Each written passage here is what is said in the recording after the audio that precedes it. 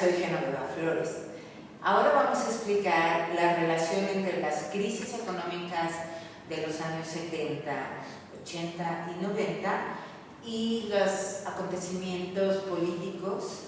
de estos mismos periodos.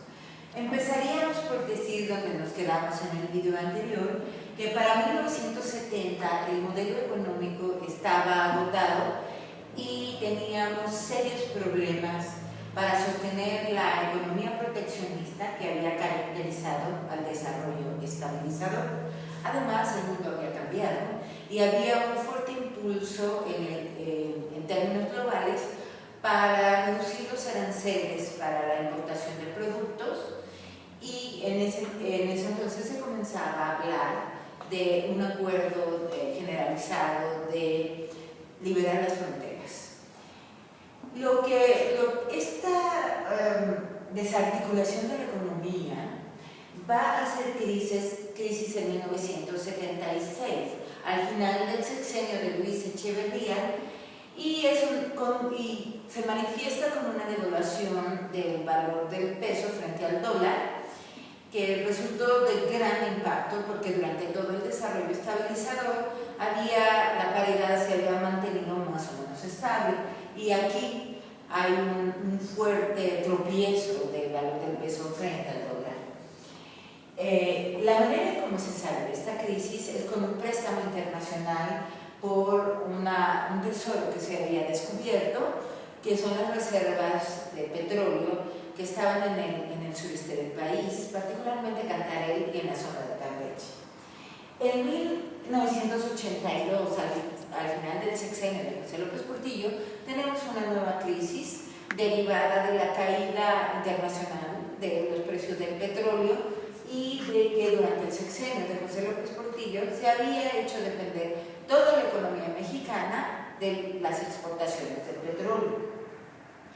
Después vamos a tener en 1987 una crisis de carácter financiero en la que se enlaza una crisis en la Bolsa de Nueva York con una crisis de la Bolsa Mexicana de Valores, en donde se había dado una burbuja especulativa que se rompe como al mismo tiempo que esta crisis internacional, y aunque parte del mercado financiero arrastra toda la economía mexicana. Y finalmente una crisis que es conocida con su nombre coloquial de error de diciembre, que se desata, como su nombre lo señala, en diciembre de 1994, ya con el presidente Ernesto Zedillo en el poder, y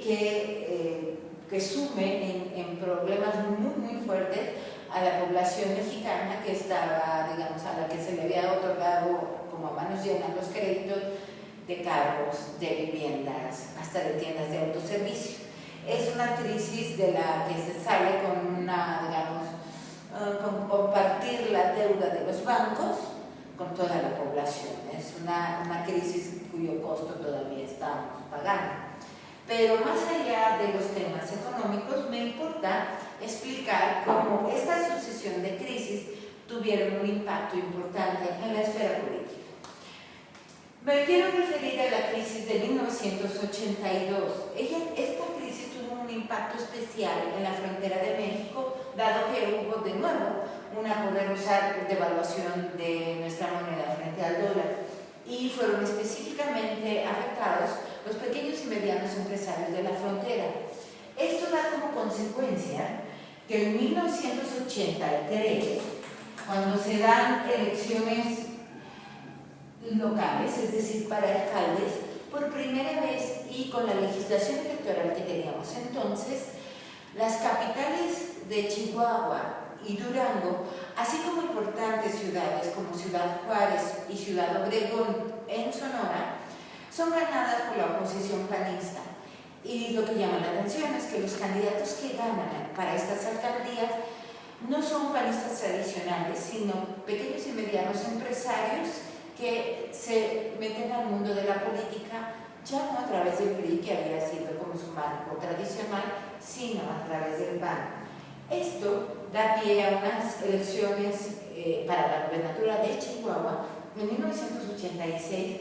donde estamos en presencia del primer gran fraude electoral a la oposición, en este caso de derecha. Después tenemos un evento que nadie podía prever ni controlar, que son los terremotos de 1985 en la Ciudad de México, donde el gobierno de Miguel de la Madrid es totalmente rebasado, tanto en atender la emergencia como en la posterior reconstrucción. Aquí podríamos ubicar al movimiento de la sociedad civil más exitoso que se ha tenido en México, que fue el movimiento de damnificados que lograron reconstruir su vivienda. Entonces tenemos dos eventos muy cercanos, que es el terremoto del 85 y la crisis del 87 a la que me he referido antes. Estos dos elementos y la decepción de Chihuahua se combinan en la elección central y debatida de 1988, cuando por primera vez el PRI no está en condiciones de asegurar su triunfo. Por lo menos hay un principio de incertidumbre de quién va a ser el ganador. Diría yo que es la primera grieta poderosa que se hace al sistema político mexicano. Como consecuencia del error de diciembre, como hemos visto cuando dijimos de qué se trataba, tiene un impacto generalizado sobre, digamos, las clases medias, baja y alta, y entonces esto va a tener un proceso de incubación mayor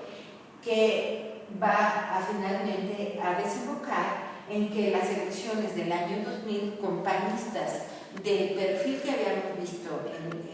1983, es decir, salidos del empresariado medio,